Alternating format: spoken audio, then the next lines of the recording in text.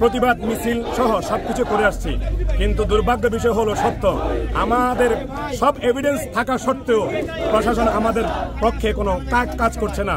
আপনারা জেনে খুব ভারাক্রান্ত দিয়ে বলছি, গতকালকে সরকারি একটি রাজনৈতিক দলের লোককে সামান্য আঘাত করার কারণে প্রশাসন রাতের মধ্যেই 4 জনকে গ্রেফতার করেছে, কিন্তু রইসুদ্দিন সাহেবকে হত্যা করার পরে তারা পূর্ণাঙ্গভাবে কিভাবে হত্যাকারীরা এখনো বাহিরে বসে আছে আমরা প্রশাসন থেকে জানতে চাই।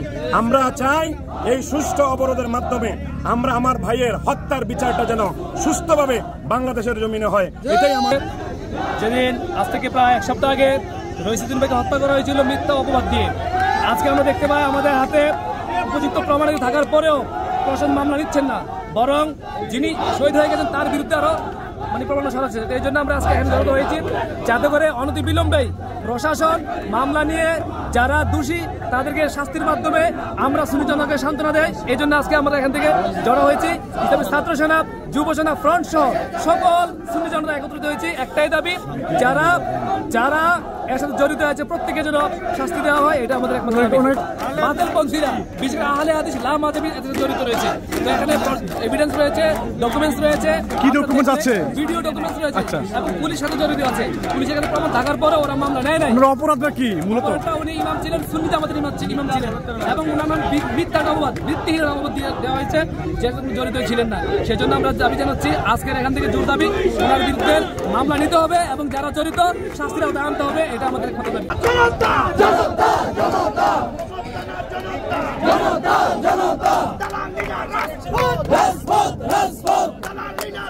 আমাদের এই অবস্থান সম্পর্কে অবহিত করা হয়েছে। তারা আশ্বাস দিয়েছে অনতিবিলম্বে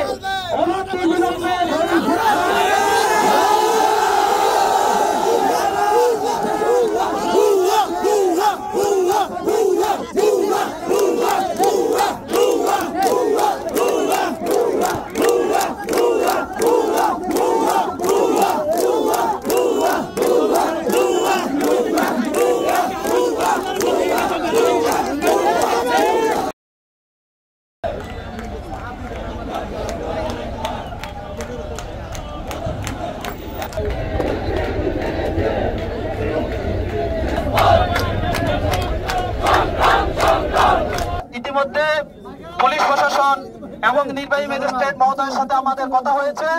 আমাদের প্রতিনিধি দল আমরা ডিসি অফিসে যাব এবং শ্রী ডিসি মহোদয় আমাদেরকে আমাদের যে দাবিগুলো আছে সেই দাবি আমরা উত্থাপন করব। সেই উত্থাপনের শর্তে আজকে আমরা এই বিশ্ব রোড, আমরা এই রাজপথ ছেড়ে দেব। এবং পরবর্তী যে কর্মসূচি আসবে সেই কর্মসূচি আসবে অতিশয় ভয়ঙ্কর। আমরা তো নামবো, রহিত হত্যার বিচার করে আমরা মাঠ থেকে উঠবো। আমাদের এই প্রশাসনের সাথে শ্রদ্ধা রেখে, আপনারা জানেন আমরা প্রতিকৃত কুমিল্লা, আমাদের মধ্যে সকল কোয়ালিটি থাকতে হবে। আমরা আমাদের নেতৃত্বের মধ্যে কোয়ালিটি রাখবো, আন্দোলনও কোয়ালিটি রাখবো। সেই সুবাদে আমরা আজকে এক্ষুনি রাজপথ আমরা ছেড়ে দিব। আমরা আমাদের 5 জন প্রতিনিধি দল ম্যাজিস্ট্রেট মহোদয়ের নেতৃত্বে আমরা ডিসি মহোদয়ের সাথে দেখা করে কি কর্মসূচি আছে সেই কর্মসূচি আপনাদেরকে আমরা জানিয়ে দেব এবং পরবর্তী কর্মসূচি ঘোষণা করব।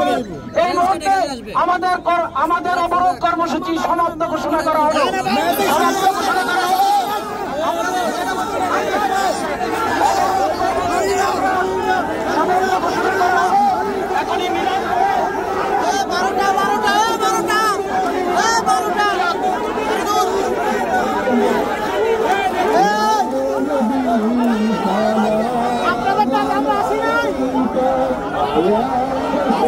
আসসালামু আলাইকুম ওয়া রাহমাতুল্লাহি ওয়া বারাকাতুহু।